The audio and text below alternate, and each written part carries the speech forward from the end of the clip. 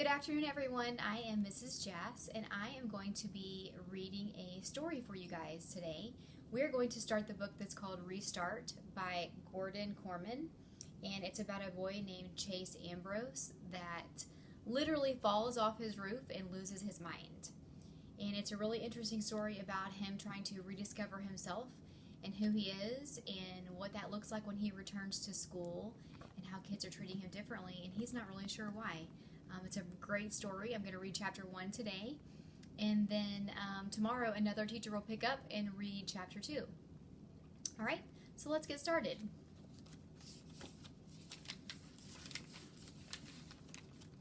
Chapter 1, Chase Ambrose.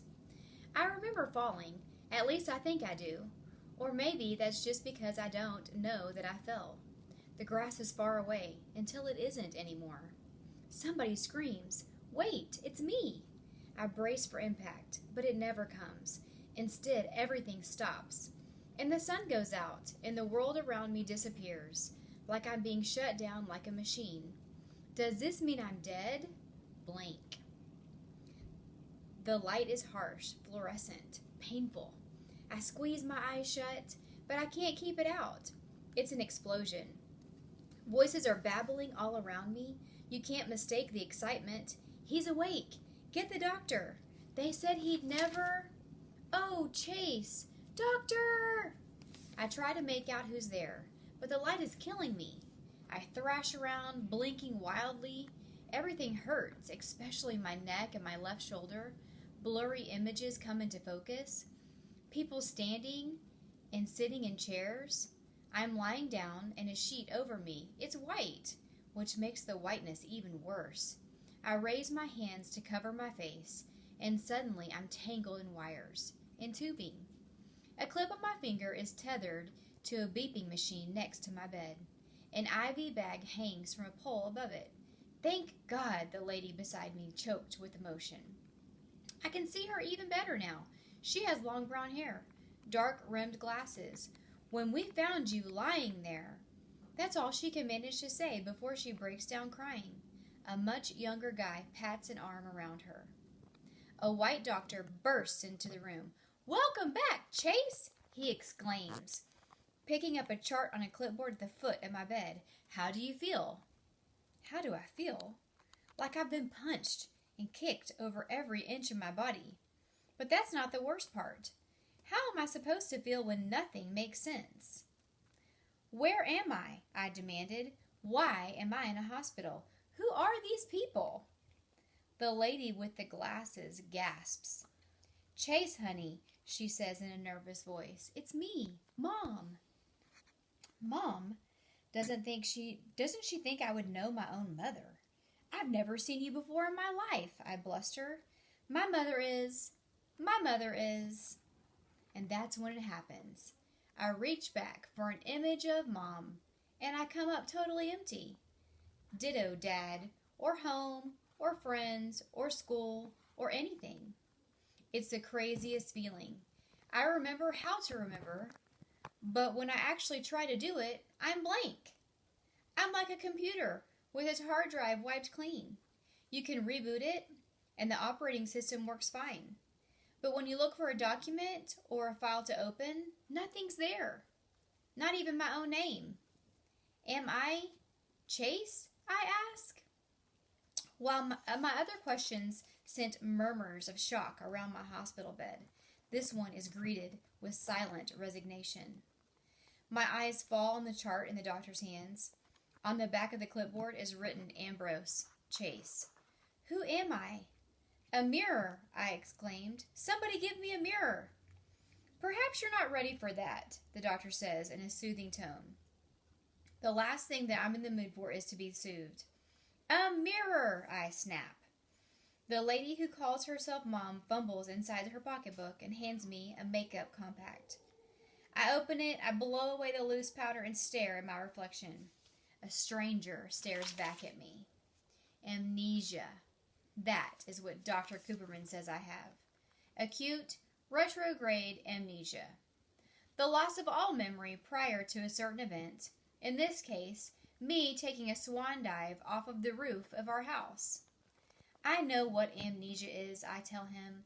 So how come I can't remember a random word like that, but I can't remember my own name, or my own family, or why I was climbing on the roof? That I can answer, supplies the younger guy, who turns out to be my older brother Johnny, a college student home from the summer.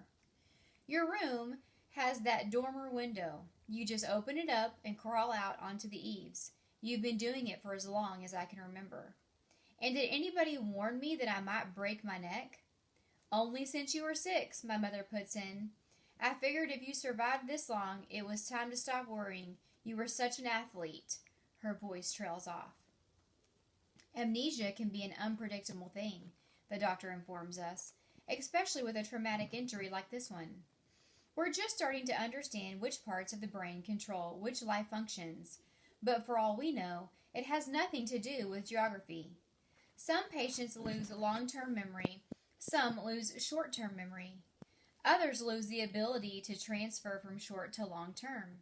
In your case, the damage seems to be totally confined to your sense of who you are and what's happened in your life up until this point. Lucky me, I said bitterly. Cooperman raises an eyebrow. Don't knock it. You remember more than you realize.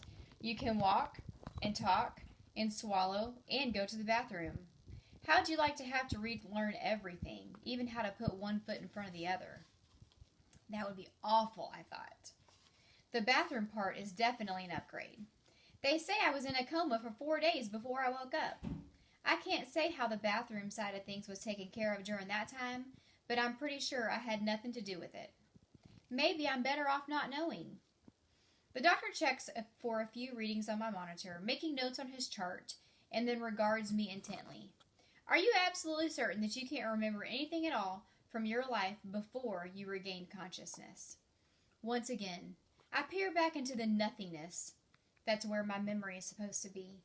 It's like reaching into a pocket for something that should be there, but isn't. Only that something isn't keys or a phone, it's your whole life. It's bewildering and frustrating and terrifying at the same time. Try harder, I push myself. You didn't just whoosh into being when you came out of that coma. You're in there somewhere, I thought. A vague image starts to form, so I bear down, concentrating with all my might, trying to wrestle it into focus. What is it? Johnny asks breathlessly. At last, the details sharpen into view. I see a little girl, maybe 4 years old, wearing a blue dress with white lace. She seems to be standing in some kind of garden. At least she's surrounded by greenery. Well, there's this little girl, I begin, struggling to keep with the picture in my head. Girl? Cooperman turns to my mother. Does Chase have a girlfriend? I don't think so, Mom replies. It isn't like that, I insist. This is a little kid. Helene? My mother asks. That name means nothing to me. Who is Helene? Dad's kid, Johnny supplies, our half-sister. Dad? Sister? I search for a connection between these words and the memories they should trigger. My mind is a black hole. There might be a lot in there, but it can't get out. Are the two of them close? Cooperman inquires.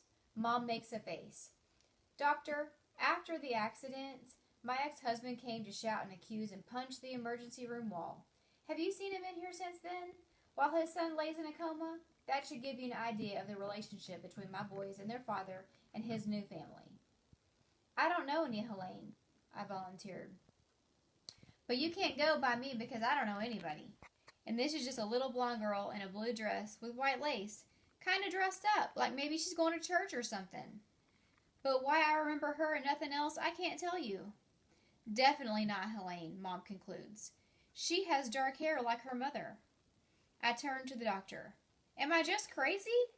Of course not, he replies. In fact, this little blonde girl suggests that your memory isn't gone at all. It's only your ability to access that's been damaged. I believe that your missing life will come back to you, or at least some of it will. This girl might be the key. I want you to keep thinking about her, who she is, and why she's so important that you remember her when everything else has disappeared. I honestly try, but there are too many things going on. Now that I'm not dead, the hospital is suddenly in a big hurry to get me out of here. Dr. Cooperman runs tests on every part of me except my left earlobe.